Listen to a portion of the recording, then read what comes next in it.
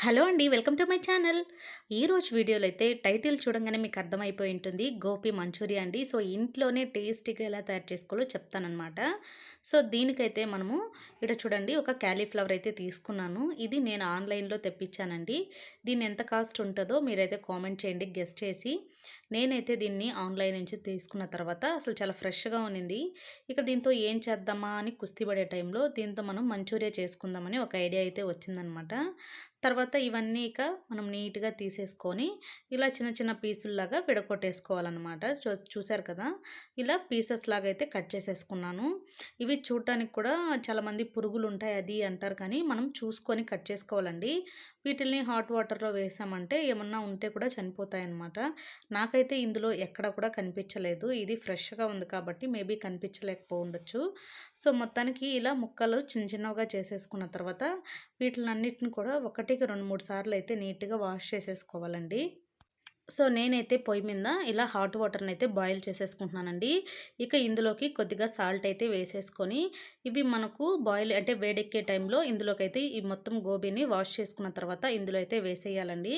ఇందులో మనము ఏయడం వల్ల ఇందాక చెప్పాను కదా! ఏమైనా చిన్న చిన్న పురుగులుంటే కూడా హాట్ వాటర్‌లో అవి చనిపోతాయన్నమాట. సో, ఇది ఏసుకున్న తర్వాత ఒక 10 నుంచి ఒక 15 నిమిషాల వరకు మీడియం ఫ్లేమ్‌లోనే దీన్ని కుక్ చేసుకోవాలండి. ఇది మనకు ఒక 20% ఇలా కుక్ అయితే బావుంటుంది. ఇలా బాగా కుక్ చేసుకున్న దాన్ని ఇక వాటర్ అనేది లేకుండా నీట్‌గా తీసేసుకోవాలి. చూడండి నాకు ఆల్మోస్ట్ ఇక్కడ బాగా కుక్ అయిపోయిందనమాట. ఒక 10 మినిట్స్ తర్వాత ఇక గ్యాస్ అనేది ఆఫ్ చేసేసుకొని వాటర్ అనేది లేకుండా ఇలా జల్లెల గెంటుతోటి మొత్తం వాటర్ వడకట్టుకొని వీటిల్నైతే తీసేసుకొని సెపరేట్‌గా ఇంకో బౌల్‌లో అయితే వేసేసుకున్నాను. ఇప్పుడు దీంట్లోకి మనము ప్రిపేర్ చేసుకోవాలండి. మంచూరియాకి కావాల్సిన మసాలా అంతాను. ఇది కొద్దిగా వేడిగా ఉంది కాబట్టి దీన్ని సెపరేట్‌గా తీసుకొని ఒక 10 నిమిషాలు చల్లారేంత వరకు పక్కన పెట్టుకుంటే సరిపోతుంది. ఇక నేనైతే ఇందులోకి తీసుకున్న తర్వాత ఇందులో కొద్దిగా కారము, మనం కారము ఎక్కువ తింటాం అనుకుంటే కొద్దిగా ఎక్కువగానే యాడ్ చేసుకోండి. ఇక్కడ అయినా కూడా చూడండి వేడిగానే ఉందనమాట. అలాగే ఇందులోకి కొద్దిగా ధనియాల పొడిని కూడా వేసేసుకున్నానండి. కొద్దిగా మిరియాల పొడి, అలాగే కొద్దిగా సాల్ట్ టేస్ట్‌కి సరిపడా వేసుకుంటే సరిపోతుంది. ఇదొచ్చేసి కార్న్ పౌడర్ అండి. మొక్కజొన్న పిండినైతే కొద్దిగా వేసేసుకున్నాను. అలాగే ఇందులోకి నేను కొద్దిగా రైస్ పిండిని కూడా వేసేసుకున్నాను. ఇక ఇవన్నీ వేసేసుకున్న తర్వాత మొత్తం ఒకసారిగా కలిపేసుకోవాలండి. ఇవి బాగా వేడిగా ఉన్నాయి. ఇంతకుముందే దించాం కాబట్టి నేను ఇలా మొత్తం ఒకసారి కలిపేలాగైతే కలిపేసుకున్నాను. సో, చూసారు కదా! వాటర్ అయితే ఏమి యాడ్ చేయలేదండి. మరీ గట్టిగా ఉందంటే కొద్దిగా వాటర్ అనేది యాడ్ చేసుకోవాలి. మరీ మనం లూజ్‌గా కలుపుకోకూడదు. ఇలా మనకు పిండి అనేది గట్టిగానే ఉండాలి. సో, చూసారు గదా! మొత్తానికి వీటికి ఇలా మొత్తం పిండంతా పట్టేలాగా కలిపేసుకోవాలి. మరీ లూజ్‌గా ఉంటే బావుండదండి. ఇలా గట్టిగా ఉండేలాగే కలిపేసుకోండి. దీన్ని మొత్తం నీట్‌గా కలిపేసుకొని ఒక 15 నిమిషాలు అలాగా పక్కన పెట్టేసుకోవాలి. ఇంతలోపల మనము ఆయిల్ వేడి చేసుకుంటే సరిపోతుంది. ఇదంతా మనం మ్యారినేట్ చేసేటప్పుడు సాల్టు, కారం ఇంకా ఏమైనా సరిపోలేదు అనుకుంటే అవన్నీ కూడా చూసైతే యాడ్ చేసుకోవాలండి.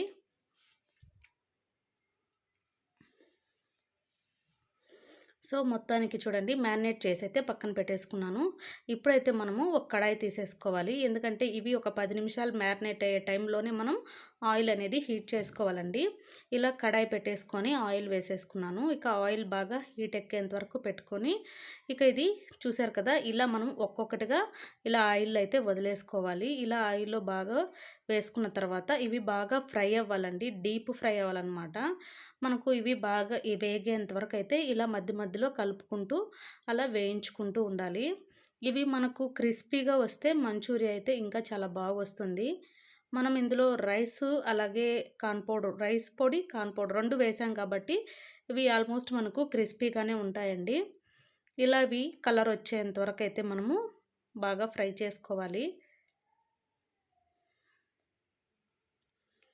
సో, మనకు హోటల్‌లో కూడా ఇలాగే చేస్తుంటారు. బట్ వాళ్ళు చేసేదానికి, మనం ఇంట్లో చేసుకోవడానికి చాలా డిఫరెంట్ అయితే ఉంటుంది. సో, ఇలా కలర్ వచ్చేంత వరకు ఫ్రై చేసుకొని, వీటన్నిటిని కూడా నేను ఇలా సెపరేట్‌గా ఒక ప్లేట్‌లోకైతే తీసేసుకున్నాను. నేను కూడా ఫస్ట్ టైం ట్రై చేశానండి. కాబట్టి ఒక్క క్యాలీఫ్లవర్ తోటే ట్రై చేశాననమాట. ఎలా వస్తుంది ఏంటని. కానీ ఫస్ట్ టైం చేసిన టేస్ట్ అయితే చాలా బావుంది.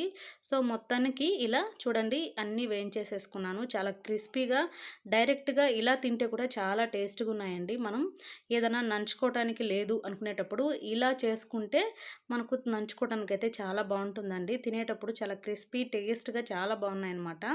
సో, ఇప్పుడైతే మళ్ళీ ఒక వేరే కడాయి పెట్టేసుకొని మనం గోబీ వేయించుకున్నాం కదా! అదే ఆయిల్‌లో నుంచి కొద్దిగా అయితే తీసేసుకున్నాను.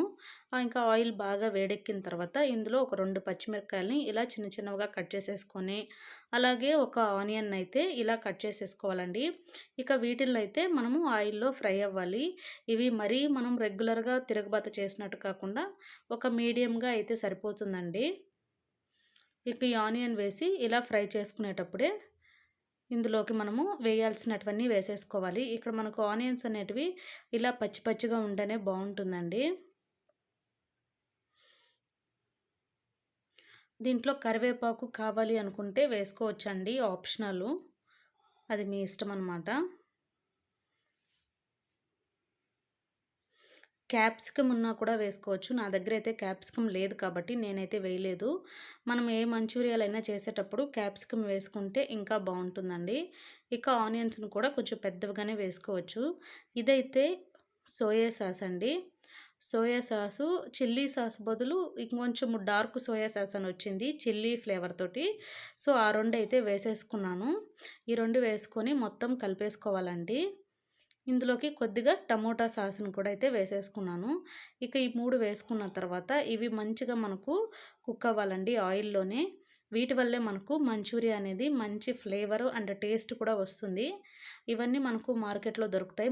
మనం తెచ్చుకొని ఇంట్లోనే కూడా ఇలా ప్రిపేర్ చేసుకోవచ్చనమాట.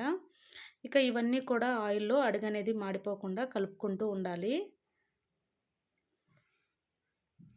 మనము దీంట్లోకి వాటర్ కూడా కొద్దిగా యాడ్ చేసుకొని బాగా కుక్ అయిన తర్వాత డైరెక్ట్‌గా మంచూరియన్ కూడా వేసుకోవచ్చండి.